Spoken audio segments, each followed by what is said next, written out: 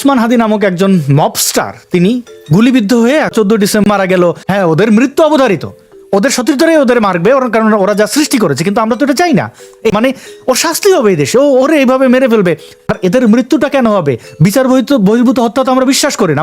মানে যত দোষ আওয়ামী ঘোষ আর কি, এরকম একটা ব্যাপার যে যা হবে আওয়ামী লীগের দোষ দিয়ে তারা এড়ানোর চেষ্টা করতো। কিন্তু এই ঘটনাটা দেখা গেল কিভাবে দেখতে পাচ্ছেন যে তাকে যারা অনুসরণ করছিল তার সাথেই ছিল, গত বেশ কয়েকদিন তার নির্বাচনী প্রচারণায় তারা সহযোগী ছিল। তো এই কথাগুলো তাদের পক্ষ থেকে বলা হয়েছে। তাকে আজকে গুলি করা হয়েছে এবং গুরুতর অবস্থা। সেখানে আমরা দেখলাম যে মির্জা আব্বাস গেলেন দেখতে। মির্জা আব্বাসকে ঝুমা নামক ওই জামাত ইসলামী মুক্তিযোদ্ধার যে ডাকসুতে এই যে যাই হোক এদের পদ আবার পদবি, তো এরা এখানে তাকে অপমান করেছে, মানে ঢুকতে দেয়নি, বিভিন্ন ধরনের আক্রমণাত্মক কথাবার্তা, যেমন মনে হচ্ছে এটা বিএনপি করেছে, আবার তারা কেউ কেউ বলছে এটা আওয়ামী লীগ করেছে। আবার এই যে একটা অবস্থা, তাদের এই যে জগাখিচুড়ি অবস্থা, এইটার মানে ব্যাখ্যাটা কি? আমরা তো সন্দেহাতীতভাবে বলতে পারি এটা জামাত শিবিরের কাজ, কারণ খালেদা জিয়া মরে যাচ্ছেন, এখন তিনি কোন অবস্থায় আছেন আমরা জানি না। তাকে লন্ডনে নেওয়া হবে, আবার নেওয়া হচ্ছে না। মরা লাশ কেন পাঠাবে? তারা তো 16 ডিসেম্বর ধরে রাখছিল খালেদা জিয়া 16 ডিসেম্বর। তাহলে কি এটা ওয়ার্ম আপ? মানে এই রাজনৈতিক বেড়াজালে কি আছে পেছনে, আপনি কি মনে করেন? প্রথমত হলো যে আমার কাছে যেটা মনে হচ্ছে যে এই এই হাতিকে যে মানে এটা হাতে অলমোস্ট নাই আর কি, সেই জন্য অবশ্যই আমরা দুঃখ পাইতে পারি এবং দুঃখ করতে পারি যে একজন মানুষের মৃত্যু তো আমরা আশা করি না, কিন্তু তার বিচার হওয়ার আগে মরে যাওয়া, এই যে আপনি বললেন বিচার বহির্ভূত হত্যাকাণ্ড, বাংলাদেশে এই বিচার বহির্ভূত হত্যাকাণ্ড থেমে নাই, এটা হাদি মানে মবস্টার হিসেবে তার পরিচিতি আছে, কিন্তু বাংলাদেশে যে গত 16 মাসে 200 কত মানে বিচার বহির্ভূত ভাবে যারা মারা গেছে, মানে যাদেরকে পিটিয়ে হত্যা করা হয়েছে, হ্যাঁ, এটা সংখ্যা একটা এস্টিমেটে বলা হয় 350 কাছাকাছি, আরেকটা এস্টিমেটে বলা হয় 400 কাছাকাছি, এরকম এদেরকে পিটিয়ে হত্যা করা হয়েছে। তো হাদি তো খুব অল্পর উপর দিয়ে হাদির গেছে, মানে একটা গুলি গেছে, কিন্তু মানুষকে যে পিটিয়ে তিলে তিলে হত্যা করা হয়েছে সেগুলো যখন এই দেশে ঘটে, তখন এই একটা ঘটনা আমাকে কোনোভাবে নাড়া দেয় না। কারণ বাংলাদেশে গত 16 মাসে যতগুলো বিচার বহির্ভূত হত্যাকাণ্ড মব করে পিটিয়ে, আমি একটা মহিলার লাশ দেখে আমার মনে হচ্ছে যে পৃথিবীতে কত নির্মম হতে পারে যে এটা করে। মানে তাকে ধান ক্ষেতের মধ্যে তার লাশটা পাওয়া যাচ্ছে, খুব সম্ভবত উত্তরবঙ্গের কোথাও, এবং সেখানে মানে তার সারা শরীরে পিটানো হচ্ছে।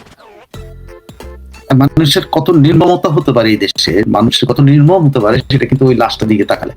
হাদি তো অল্পে বেঁচে গেছে, যদি বেঁচে যায় তো ভালো, কিন্তু হাদি তো অল্প দিয়ে গেছে। আমরা এই ধরনের সবসময় গত 16 মাস ধরে এটা প্রতিবাদ করে আসতেছি যে এই ধরনের হত্যাকাণ্ড যা ঘটাচ্ছে তাদের বিচার হওয়া উচিত। হ্যাঁ, হাদিরে যারা মারছে তাদেরও বিচার হওয়া, আবার হাদিদেরও বিচার হওয়া হতে হবে, কারণ হাদিরাই তো এই আজকে হাদির যে পরিণতি হয়েছে এগুলো হাদিরাই ডেকে আনছে।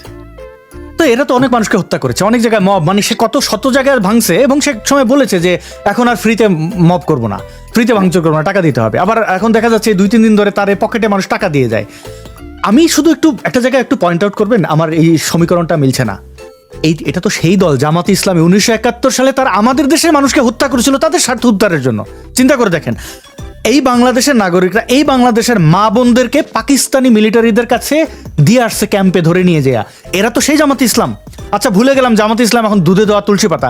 এই সো কল্ড গণ অভ্যুত্থান, জুলাই অভ্যুত্থান, আবু সাইদ কাদের, জামাত শিবিরের ছেলে, তারে হত্যা করছে কি জামাত শিবির? এইটা কি এরকমই চলবে? মানে জামাত শিবির তাদের এখন নির্বাচন বানচাল করার জন্য হাদির লাশ ফেলেছে, মানে এই অবস্থা। মানে ওরা তো নিজে হত্যা করে নিজের স্বার্থে। হ্যাঁ, আবু সাইদের ঘটনাটা তো ধরেন, আবু সাইদের ঘটনাটা যদি আপনি এখনো দৃশ্যপটটা দেখেন, সে দাঁড়িয়েছিল, দুহাত তুলে দাঁড়িয়েছিল, বিশাল একটা ব্যক্তিত্ব দাঁড়িয়েছিল, তার গায়ে রাবার লেগেছে, এটা দেখা গেছে, এবং তার হাতে একটা বড় লাঠি ছিল, ওয়েপন। তো সে লাঠিতে পিটাচ্ছে, এরকম ভিডিও আছে, সে লাঠি পুলিশকে পিটিয়েছে, হ্যাঁ সেটাও আছে। কিন্তু সে যখন তার রাবার বুলেট লাগে তখন কিন্তু সে দাঁড়িয়েই ছিল, তারপর আস্তে আস্তে সে পড়ে যায়। তো পড়ে যাওয়ার পর তারা নিয়ে যাওয়া হলো, নিয়ে যাওয়ার পরে কত ঘন্টা, 6 ঘন্টা বা 4 ঘন্টা পরে তাকে হাসপাতালে নেওয়া হয়েছে, তখন তার মাথায় আঘাত, হ্যাঁ, তাও পেছনে, ঠিক আছে। কিন্তু পরবর্তীতে আদালতে আসলে কি তাকে গুলি করা হয়েছে, তার মাথায় গুলি লেগেছে, কোথায়, সেগুলো তো কিছু না।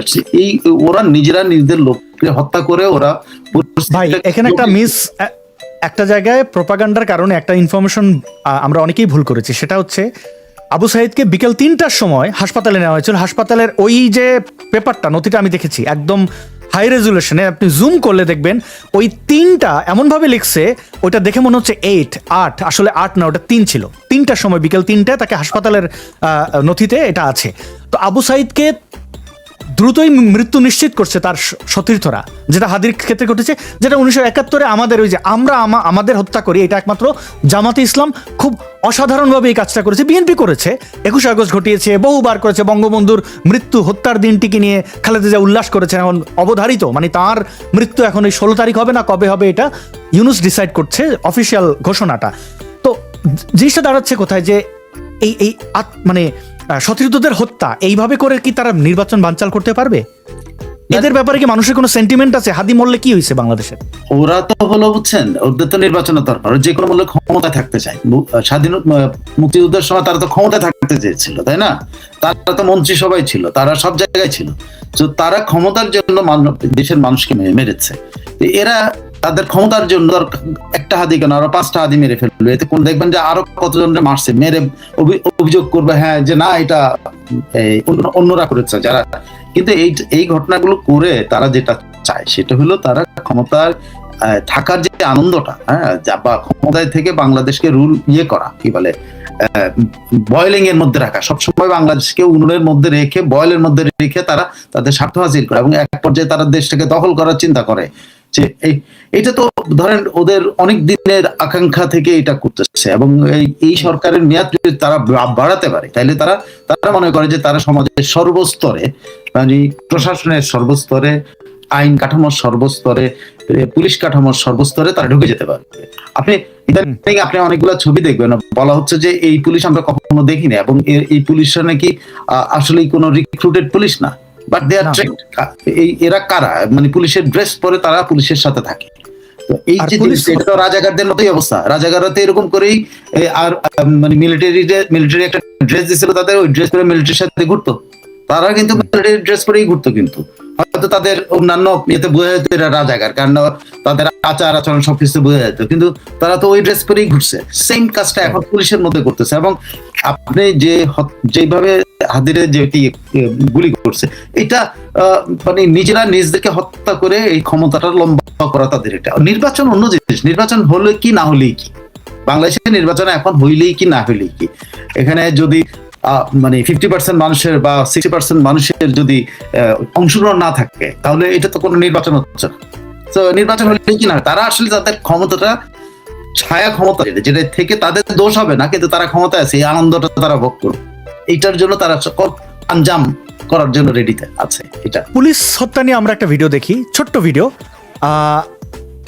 এটাকে একটু বলে রাখি, সাইফুল আমিন ভাই, আওয়ামী লীগ ক্ষমতায় যখন ছিল, একটা রাজনৈতিক দল দূরদর্শী, তাদের কিছু লক্ষণ আমরা দেখতে পাই। যেমন পুলিশের বেতন প্রায় দ্বিগুণ করেছিল, মিলিটারিদের প্রচুর অস্ত্র কিনে দিয়েছে, আরো অনেক বেশি তাদেরকে সুযোগ সুবিধা দিয়েছে, বিশেষ করে মিলিটারি অফিসারদেরকে প্রচুর। কারণ তারা বিশ্বাস করতো যে আচ্ছা এরা হচ্ছে যে আমাদের দেশ রক্ষা, সমাজ রক্ষা, সবকিছু তাদের ভূমিকা দরকার, তাদের মস্তিষ্ক, তাদের পেট ঠিক রাখতে হবে। এবং এই ইউনুস ক্ষমতা দখলের পর কি হলো, এই যে এতগুলো পুলিশ হত্যা, সেই পুলিশ হত্যাগুলো ধামাচাপা দেওয়া হলো। শুধু সেখানেই শেষ না, যখন সেই সাখাওয়াত সাহেব বললেন 7.62 কথা, এরপরে তাকে সরাইয়ে দেওয়া হইলো। লোক কতটা অসহায় হইলে পরে, বা কতটা মানসিকভাবে কতটা মানে সত্যিকার অর্থে অথর্ব হইলে পরে, তারা জিজ্ঞেস করছে পুলিশ হত্যা নিয়ে, বলছে ওইটা আমি বলবো না, পেঁয়াজের দামটা একটু বেশি। মানে এইটা কেউ করে? স্বরাষ্ট্র মন্ত্রণালয়ের দায়িত্ব হয়েছে পেঁয়াজের। আল্লাহ, তো কিভাবে তারা ধামাচাপা দিতে চায়? হ্যাঁ, ধামাচাপা দেখ, স্মার্ট ভাবে দেখ। যেমন আওয়ামী লীগের আমলে বলা হয়েছিল যে 5ই মে শাপলা চত্বরে রক্তগঙ্গা বয়ে গেছে। এখন ইউনুস গ্যাং ক্ষমতায় একটা প্রমাণ করতে পারছে।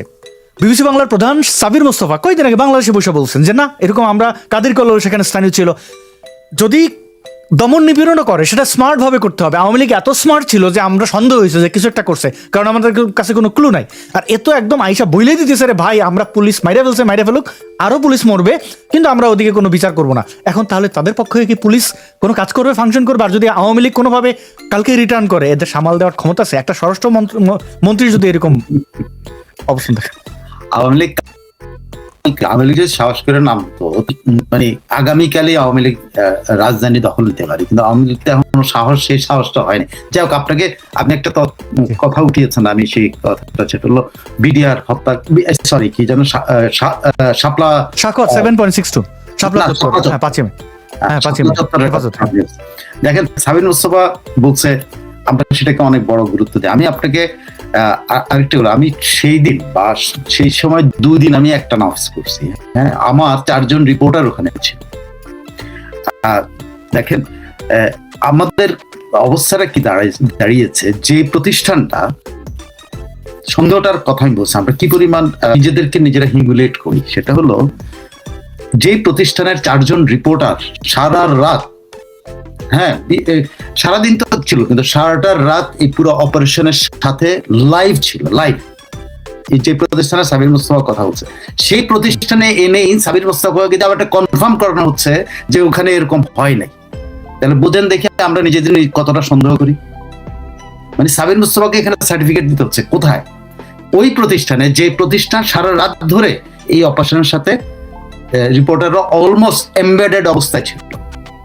এবং সেই 4 জন রিপোর্টারের মধ্যে 4 জন রিপোর্টার কিন্তু এখন পর্যন্ত 2 জন রিপোর্টার, অ্যাটলিস্ট একজন রিপোর্টার ওখানে কাজ করে, এখনো কাজ করে।